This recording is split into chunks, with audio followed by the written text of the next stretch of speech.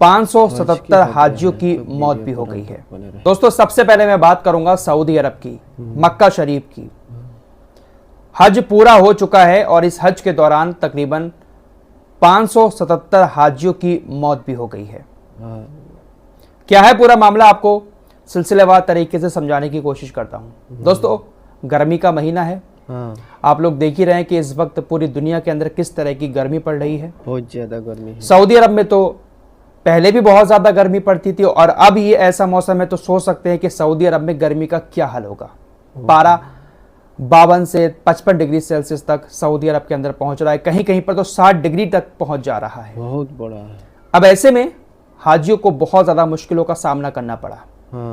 गर्मी की वजह से तकरीबन 577 हाजियों की इस साल मौत हो गई और ये आंकड़ा अब तक के इतिहास में सबसे बड़ा आंकड़ा है, क्योंकि इतनी गर्मी पहले कभी भी सऊदी अरब के अंदर हज के दौरान नहीं पड़ी जितनी इस बार पड़ी है।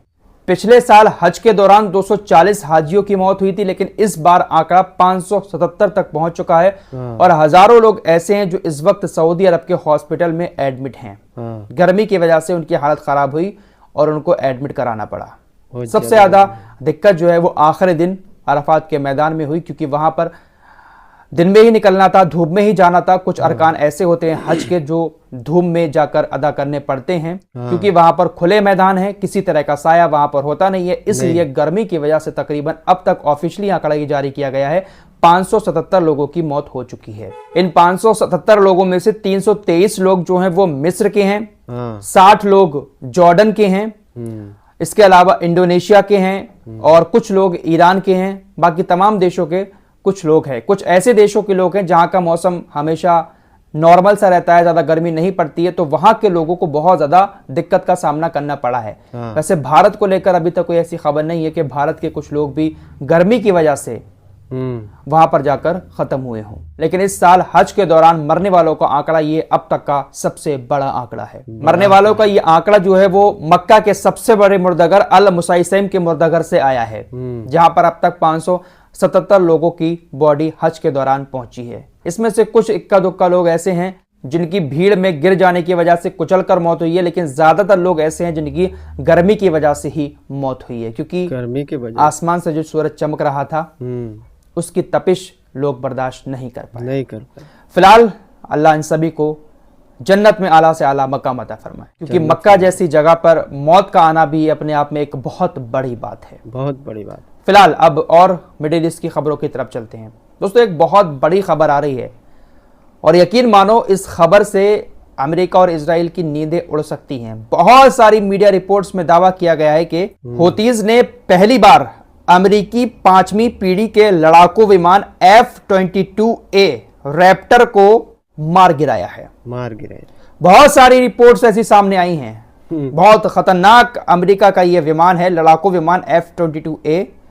इसको मार गिराने में हूतीज कामयाब रहे हैं। अमेरिका के सबसे खतरनाक ड्रोन MQ-9 रीपर तो कई सारे हूतीज मार चुके हैं, लेकिन इस लड़ाकू विमान को भी मारे जाने की खबर आई है। जल्द ही हूतीज की तरफ से इसको भी कंफर्म कर दिया जाएगा। दोस्तों, कल ही एक और इजरायली मीडिया की तरफ से रिपोर्ट दी गई है। इजरायली मीडिया जो है वो अब अपनी सरकार की आलोचना कर रहा है, क्योंकि अब इजरायली मीडिया को भी ऐसा लगने लगा है कि पूरा देश परेशान है इस जंग से और कुछ हासिल भी इस जंग में अभी नहीं हुआ है। तो इसलिए कुछ चैनल होते हैं हर देश के अंदर जो थोड़ी बहुत जमीनी सच्चाई दिखाने की कोशिश करते हैं। एक इजरायली मीडिया की तरफ से बताया गया कि रक्षा मंत्रालय के पुनर्वास विभाग में इलाज करा रहे विकलांग इजरायली सैनिकों की संख्या पहली बार 70,000 का आंकड़ा पार कर गई है। जी हां, सही सुना आपने, 7 नहीं 70,000 का आंकड़ा पार कर चुकी है विकलांग इजरायली सैनिकों की संख्या, जो इस वक्त रक्षा मंत्रालय के पुनर्वास विभाग में इलाज करवा रहे हैं। इससे आप अंदाजा लगा सकते हैं कि हमास ने कितनी बड़ी चोट इजराइल को गाजा के अंदर दी है। हमास जो बातें कहता है ना कि आज हमने इतने टैंक उड़ा दिए, ऐसा कर दिया, वैसा कर दिया, वाकई में दोस्तों ये सब हकीकत है, सच है। इजरायली सेना के साथ कुछ होता है, इजरायली सेना वहां पर बमबारी करके अपने सैनिकों को, हेलीकॉप्टर में घायल सैनिकों को उठाकर हॉस्पिटल में लाकर एडमिट करा देती है और मीडिया वहां पर होता नहीं है, तो आंकड़े सही से सामने नहीं आ पा रहे हैं। और अब इजरायली मीडिया ही इन आंकड़ों को बता रहा है ताकि सरकार की कुछ आंखें खुले कि सरकार कर क्या रही है। इजराइल 70,000 इजरायली सैनिक विकलांग हो गए। ये कोई छोटी मोटी बात नहीं है दोस्तों, ये बड़ा चढ़ाकर मैं नहीं बता रहा हूं, आप इसको कहीं पर भी सर्च कर सकते हैं। और पिछले एक महीने में हमास ने बहुत सारे इजरायली सैनिकों को गाजा के अंदर मारा है। इन सब की उम्र 18, 20, 22 साल है। ये सारे के सारे ज्यादातर रिजर्व सैनिक हैं जिनको छोटी मोटी ट्रेनिंग कराकर मैदान में उतार दिया गया है। इसीलिए उतारा गया है क्योंकि इजराइल के पास इतने सैनिक सीनियर सैनिक नहीं बचे हैं, ज्यादातर विकलांग होकर हॉस्पिटल में हैं, बहुत सारों की मौत भी हो चुकी है। तो इधर गाजा के आम लोगों को मारा है, लेकिन इजराइल को भी बहुत बड़ा नुकसान हुआ है, ये आपको मानना पड़ेगा, क्योंकि 9 महीने हो गए भाई, इजराइल अभी जीत के करीब भी नहीं पहुंच पाया। गाजा की मौतों को आप एक साइड अगर हटाकर देखेंगे ना, तो आपको यहां पर इजराइल की बहुत बड़ी हार दिखाई देगी। इजरायली मीडिया ने हिजबुल्लाह को लेकर भी लिखा कि हिजबुल्लाह हमें दिखाना चाहता है कि जैसे हम लेबनान के आसमान में उड़ रहे हैं, वैसे ही उसके पास भी ऐसा करने की क्षमता है। खुफिया नजरिए से हिजबुल्लाह हवा, जमीन और समुद्र में मौजूद है।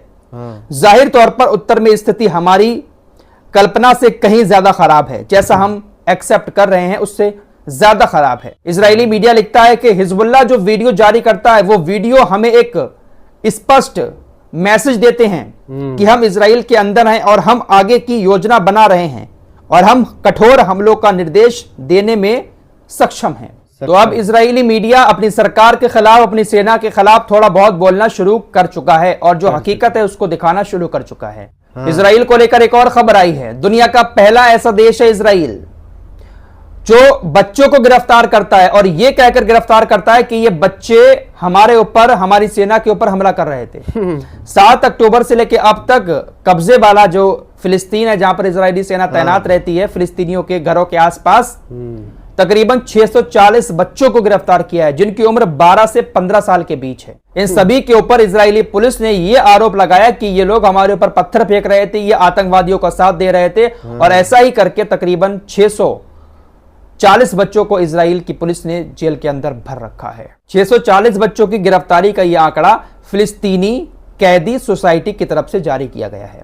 इजराइल का चैनल 14 कहता है कि उत्तरी इजराइल के बॉर्डर पर इजराइल का जो सफेद शहर है, उस शहर पर हिजबुल्लाह ने इतने हमले किए हैं, उस इलाके में हिजबुल्लाह ने इतनी आग बरसाई है कि पिछले 8 महीने में सफेद के लोगों का कहना है कि हम रोजाना अपनी शॉप्स खोलते हैं, जो हमारे कारोबार हैं वो हम खोलते हैं, लेकिन एक भी ग्राहक हमारी दुकान पर नहीं आता है, ना ही कोई बाहर का पर्यटक अभी तक हमारे इलाके में पिछले 8 महीने में आया है।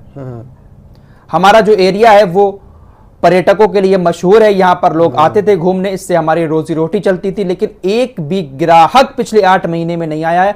हम रोज सुबह को दुकान खोलते हैं, शाम को वैसे ही दुकान को बंद कर देते हैं। तो हिजबुल्लाह ने इतनी तबाही मचाई है उस बॉर्डर पर। अब आप कहेंगे फराज भाई इतना सब कुछ हो चुका है इजराइल के साथ, लेकिन इजराइल फिर भी अभी भी ताकत के साथ लड़ रहा है। देखिए, जब तक इजराइल को और देशों का साथ मिलता रहेगा, खासकर अमेरिका का, तब तक इजराइल ऐसे ही खड़ा रहेगा, करते रहेगा। क्योंकि देखिए, पैसे की कमी नहीं है इजराइल के पास, बड़ी बड़ी दुनिया में कंपनीज हैं इजराइल की, उसी के बलबूते पर इजराइल टिका हुआ है। लेकिन अमेरिका का साथ जब तक है, इजराइल ऐसे ही टिका रहेगा।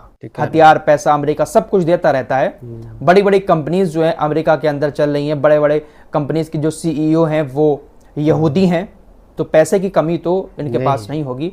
लेकिन वही बात है कि जब तक अमेरिका का हाथ है, इजराइल ऐसे ही टिका रहेगा। अमेरिका अगर हाथ हटा दे तो इजराइल दुबक के बैठ जाएगा। फिलहाल इस रिपोर्ट में इतना ही। कुछ और लेटेस्ट अपडेट के साथ एक बार फिर आपके सामने जल्द हाजिर होऊंगा। तब तक के लिए अपना ख्याल रखिएगा। अल्लाह हाफिज। दोस्तों, हमारे वीडियो पसंद आए तो फॉलो सब्सक्राइब जरूर कीजिए और साथ ही साथ शेयर भी कीजिए। मिलते हैं अगली वीडियो में, तब तक के लिए अपना ख्याल रखिए। धन्यवाद।